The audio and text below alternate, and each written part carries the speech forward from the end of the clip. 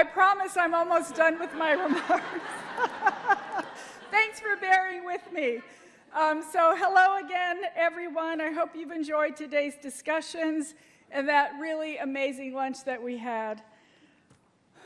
20 years ago, I would never have believed that I would be standing here addressing you as the Secretary of the Interior, talking about, thank you.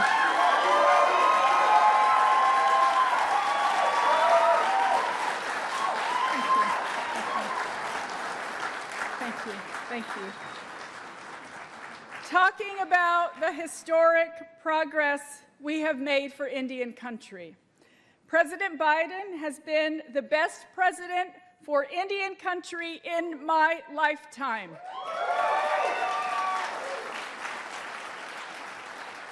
This is a president and an administration that truly sees Indigenous people and has worked tirelessly to address the issues in Indian country that have long been underfunded or outright ignored. From infrastructure to education to the crisis of missing and murdered Indigenous peoples, President Joe Biden has directed historic resources into the hands of tribal leaders who know best how to strengthen their communities.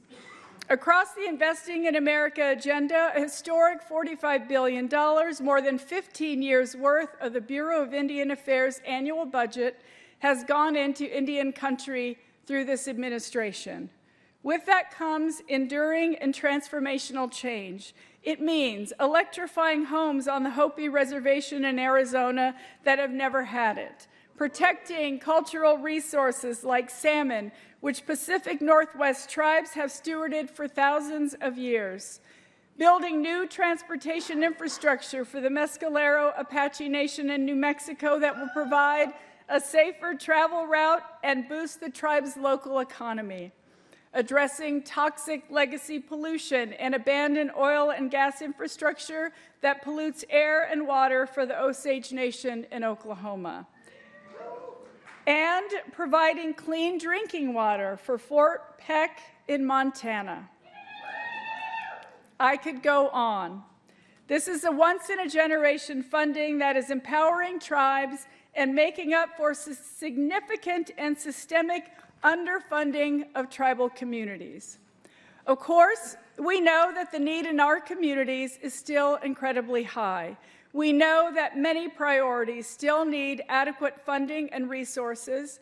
That's what decades of lack of investments look like.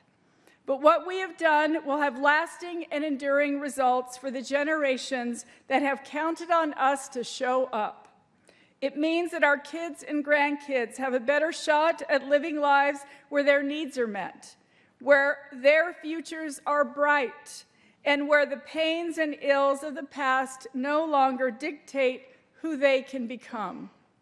That progress is on us, and it's thanks to President Biden for making this administration and our cabinet firm and unwavering partners in Indian country.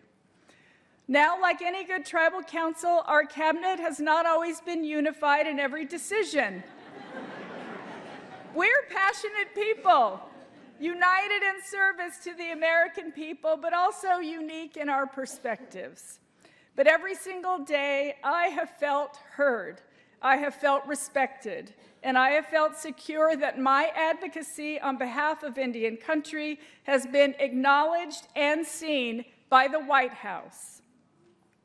20 years ago, I would never have thought I'd be standing here. I would never have thought I'd be welcoming the President of the United States